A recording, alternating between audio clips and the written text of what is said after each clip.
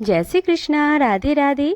भगवान शिव और माता पार्वती की भक्ति के लिए सावन के महीने में हर मंगलवार के दिन मंगला गौरी का व्रत रखा जाता है, जो कि भगवान शिव और माता पार्वती को समर्पित होता है। मंगला गौरी का व्रत पूर्ण श्रद्धा व भक्ति भाव से रखा जाए और भगवान शिव और माता पार्वती की पूजा अर्चना की जाए तो अखंड सौभाग्य का वरदान प्राप्त होता है। वैवाहिक जीवन भी मधुर होता है और कुंवारी कन्याओं को सुयोग्य वर की प्राप्ति होती है।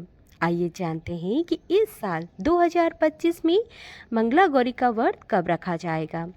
तो सावन मास के प्रत्येक मंगलवार यानी एक महीने में 4 मंगलवार आते हैं। तो पहला मंगला गौरी का व्रत 15 जुलाई को, दूसरा मंगला गौरी का व्रत 22 जुलाई को, तीसरा मंगला गौरी का व्रत 29 जुलाई और चौथा रहेगा 5 अगस्त मंगलवार के दिन।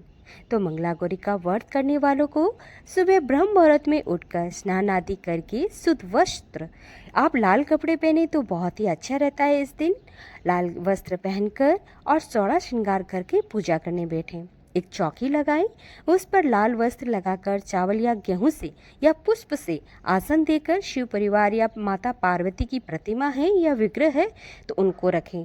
अगर आपके पास शिव परिवार की प्रतिमा है और उसमें गणेश जी नहीं है तो उनको अलग से विराजमान कर सकते हैं और साथ में हो तो विराजमान करने की ज़रूरत नहीं है। इस तरह से हम उनकी मूर्ति और प्रतिमा विराजमान कर देंगे। आप अलग से मंगला गौरी की मिट्टी की प्रतिमा भी बनाकर रख सकते हैं, उससे भी आप पूजा कर सकते हैं। अब हम कलश की स्थापना के लिए अष्टदल बनाएंगे, जो कि हम चावल या गेहूं से बनाएंगे। फिर उसके ऊपर कलश रख देंगे। कलश आप कोई भी धातु का ले सकते हैं। फिर उसमें आप गंगा जल मिश्रित जल, सुपारी, हल्दी की गांठ, रौली, अक्षत, पुष्प और सिक्का डाल देंगे। कलश की पूजा करेंगे कलावा व रौली से।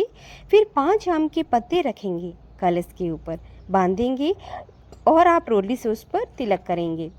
आप चाहें तो सोढ़ास मातृकाएं भी बना सकते हैं, जो कि चौकी पर चावल की 16 ढेरी बनाकर उनकी पूजा की जाती है और 9 ग्रह भी बनाए जाते हैं, जो कि आप चावल या गेहूं से 9 ढेरी बनाकर उनकी पूजा कर सकते हैं।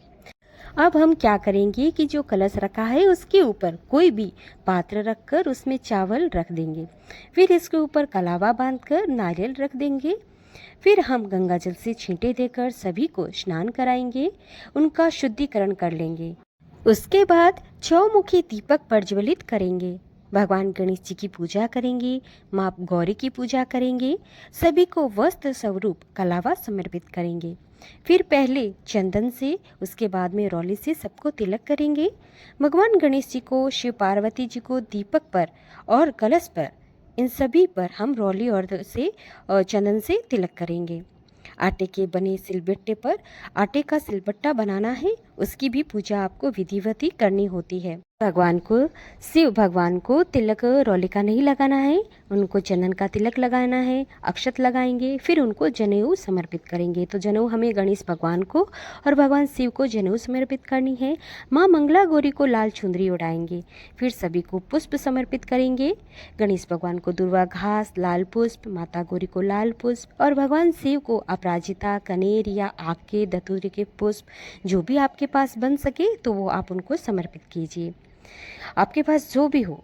लेकिन आपको ये ध्यान रखना है कि माँ मंगला गौरी को 16 की संख्या में ही वस्तुएं समर्पित करनी होती है। अगर आपके पास पुष्प या पत्ते हों तो आप वो 16 की संख्या में मिल जाए आपको, तो वो आप उनको समर्पित करें। और अगर न हो तो एक ही पुष्प की 16 की संख्या में आप उनको चढ़ा सकते हैं। जैसे एक पुष्प, एक कलर का पुष्प हो गया तो उनकी भी संख्या आप 16 करके उनको समर्पित कर सकते हैं। और ऐसे ही आपको भोग में भी करना होता है। आप चाहे जो भी भोग लगाए माँ मंगला गौरी को, सूखा मेवा हो या मिठाई हो या जो भी नैवेद्य हो, आप जो भी भोग लगाएं उनकी संख्या आपको 16 रखनी है। श्रृंगार का सामान भी आपको 16 की संख्या में ही रखना होगा।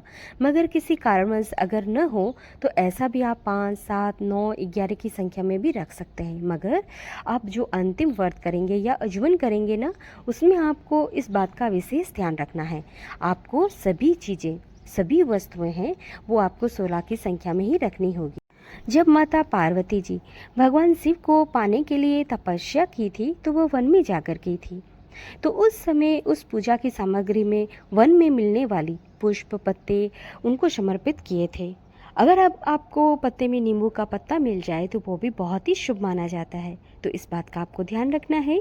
अब हम दक्षिणा समर्पित करेंगे। दक्षिणा पूजा में रही भूल चूक को पूर्ण कर देती है, तो ये चढ़ाएंगे। जब हम माँ मंगला गौरी की श्रृंगार का सामान चढ़ाएंगे तो उसी में से सिंदूर, काजल, मेहंदी माँ की प्रतिमा पर लगाएंगे। फिर उस सामग्री को आप भी यूज़ कर सकते हैं, अपनी बहन बेटी को भी दे सकते हैं, मंदिर में ब्राह्मणी को भी दे सकते हैं। फिर हम सीधे हाथ में चावल या पुष्प लेकर कथा का श्रवण करेंगे। कथा आपको हमारे चैनल पर मिल जाएगी। इसके बाद हम आरती करेंगे। तो आरती के लिए हमें सोले आटे के दीपक और घी की बाती बनाकर उसी से आरती करनी है। आरती के बाद हाथ जोड़कर क्षमा याचना करेंगे और माँ से अपनी सुहाग की मंगल कामनाएं की प्रार्थना करेंगे। तो इस प्रकार से हमें अपनी पूजा को संपन्न करना है। आप पूजा की जो तैयारी है वो एक दिन पहले ही कर सकते हैं। इससे पूजा जो करेंगे उसमें आसानी रहती है। पूजा हमें पूरी विधि विधान से ही करनी होती है, सभी सामग्री के साथ ही। लेकिन अगर कोई सामग्री रह जाए तो कोई बात नहीं, मगर ध्यान रहे कि जब भी आप उद्यापन करें तो उस समय 16 की संख्या में ही सारी सामग्री होनी चाहिए। आप चाहें तो पूजा की सामग्री में पान, सुपारी, लौंग, इलायची, फल, मिठाई, सुहाग की सामग्री, 5 प्रकार के मेवे, 7 प्रकार के अन्न भी ले सकते हैं। 16 की संख्या में लेना है, क्योंकि सभी जगह पूजा करने का विधान तो अलग होता है, मगर विधान सबका एक ही है, मगर जो तरीका होता है वह सबका अलग अलग होता है। तो जो जिसके यहाँ पर विधान है वो उसी हिसाब से ये पूजा करें। जब आप लगातार 5 साल तक मंगला गौरी का व्रत रख लें तो पूजा करने के बाद 5वें वर्ष में सावन माह के महीने में यानी अंतिम जो मंगलवार होगा उस दिन आप उद्यापन जरूर करें। उद्यापन के बिना यह व्रत पूर्ण माना नहीं जाता है। तो भक्तों, मैंने पिछले साल भी वीडियो बनाया था जो कि विधिवत पूजा करते हुए बनाया था। अगर आपको ये वीडियो समझ में नहीं आ रहा है तो आप पिछले वाले वीडियो में जाकर देख सकते हैं। उसमें मैंने जो पूजा कैसे करते हैं, क्या सामग्री ली है, वो सभी उसमें बताया गया है। तो भक्तों, जितनी जानकारी थी इस व्रत की वो मैंने आपको दे दी है।